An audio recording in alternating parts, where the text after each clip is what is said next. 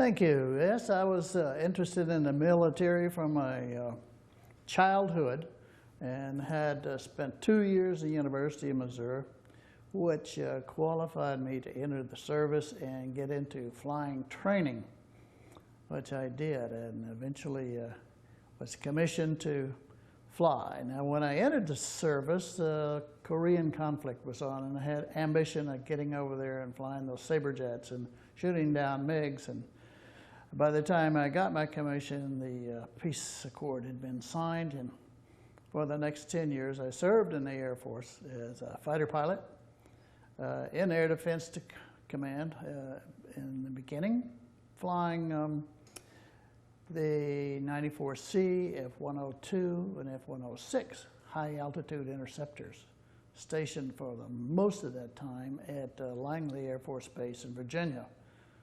The Air Defense Command protects the Washington, D.C. area, and I rose to the rank of captain when I was assigned to, or given the opportunity to go off to engineering school to give myself more qualifications to be effective in the Air Force.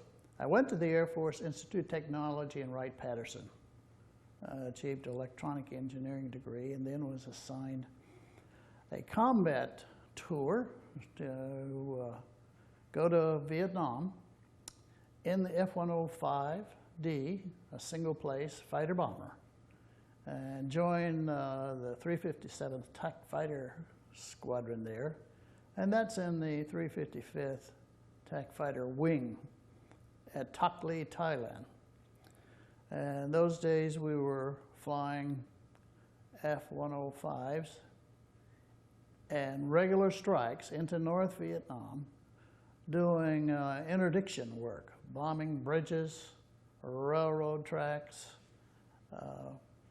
power plants. Never were against people or armed army.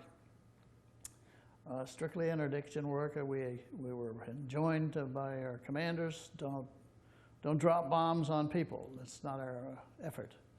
And so the war against the North was fairly clean war as far as the Air Force was concerned, but there was a great deal of loss of aircraft in that war against North Vietnam. They were armed well by their supporters, the Russians and the Chinese, with 357 rapid-firing anti-aircraft and 57 millimeter rapid-firing anti-aircraft, as well as the surface-to-air missiles.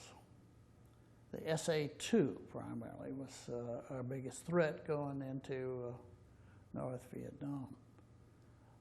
The squadron I had joined had lost several men the 3 months before I arrived, and I was their replacement.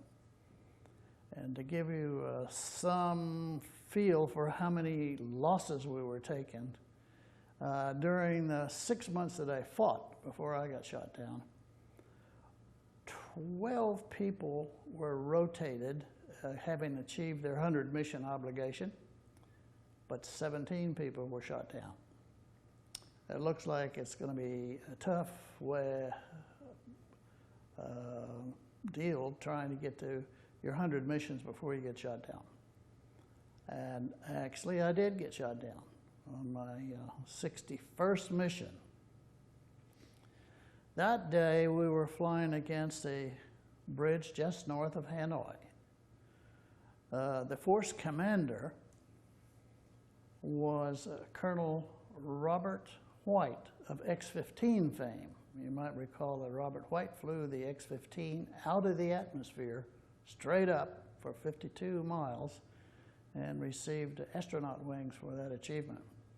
Well, he was serving with that wing as the operations officer, and each time he led the force in for a Vietnam strike, he liked to have me go along as his element leader. He and his wingman are called Shark 1 and 2, and I was Shark 3 with my wingman Shark 4. Following a strike, when you fly with Colonel White, he likes to run up and down Thud Ridge and see if he can catch some MiGs unaware and try to get a shot at them.